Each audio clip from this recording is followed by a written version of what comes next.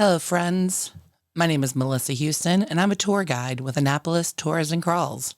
You've probably seen us around town, crisscrossing the old streets with dozens of people following behind, or popping in and out of the haunted taverns, telling stories of ghosts and local lore. Well, I've got a treat for you. I'm going to share with you one of my favorite ghost stories from our book, Haunted Annapolis, written by Mike Carter and Julia Dray. Annapolis, Maryland is home to hundreds of buildings from the 17th and 18th centuries. Cornhill Street has foundations that date back to the establishment of our old city. One of them was rented by a waterman, his wife, and two boys. Now, the father was said to be a fisherman, and his two boys worked at his side. During the heat of the summer in 1770s, fevers cooked their way through the population of many American cities. One of those infections paid a call to their house on Cornhill. While all four family members fell sick, the parents died and the boys were left alone with no other family in the area. The older one was just old enough to take custody of his younger brother. Lost and alone, they squandered their inheritance on rum and beer in the taverns and brothels of Hell's Point. And when the money ran out, they made more in ways the neighbors quietly speculated about. Loud drunken parties and raucous fights happened at all hours of the night, and the neighbors were fed up.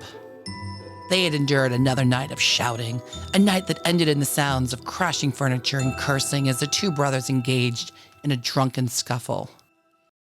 Quiet fell in the early hours of the morning, and by the next afternoon, a delegation of neighbors knocked at the door of the house until the younger brother, bleary-eyed, hungover, with bruised knuckles and blood on his shirt, opened the door.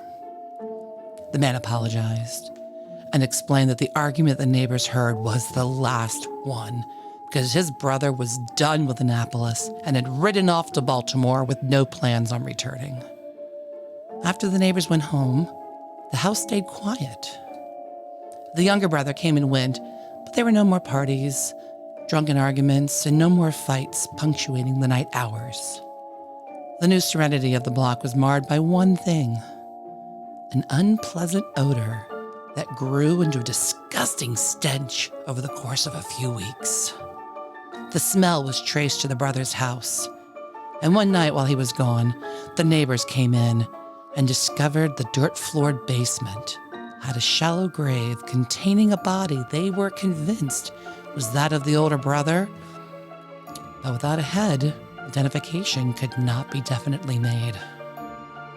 The younger brother confessed that fight, the younger one had gotten his hands on a knife and stabbed his brother several times. He doesn't remember how many times he plunged the knife, but it was enough that no one would consider it an accident.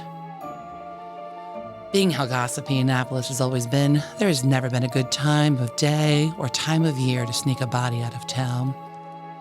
So the young man figured he would take his brother apart into more manageable pieces. He severed the head from the corpse, wrapped it in a cloth, hiding it beneath his cloak. He made his way through the dark streets towards the water, with glances to every side to make sure he was not being followed. He got onto the wooden bridge that connected Annapolis with Eastport, leaned against the railing, and dropped it in for the crabs. Once he got home, he couldn't bring himself to cut off another body part, so he managed to dig a shallow grave and did his best to conceal the stench of decomposition, but the humidity of Annapolis defeated his efforts, and the body was discovered, and the neighbors were horrified. There have been several sightings of the headless ghost around the waterfront of Annapolis. One of my favorite sightings happened in the late 19th century. Thomas Clancy of Eastport was helping his father sort and pack fish at the seafood market in downtown. His dad sent him home to bed, and the young man got to the foot of the Eastport Bridge and just felt compelled to look over his shoulder. Standing beneath a street lamp was a dark and bulky figure. As if it sensed the younger Cheney's gaze, the figure began to move toward him, and thinking it might be his father, he waited before crossing, But as the figure drew closer, he was filled with a sudden sense of horror because he could see that the tall shape was not his father, and it was not only moving with a strange gait, but there was no head on the broad shoulders. He said later, "I could see the object quite clearly as I occasionally turned around to look for him, and he followed me at the same distance he had maintained.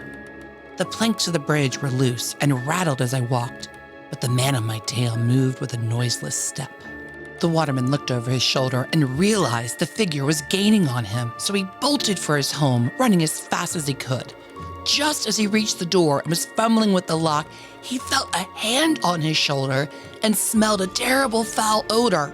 His mother opened the door and he slams it shut behind him, runs to find his father's gun, opens the door, only to find the streets silent and empty.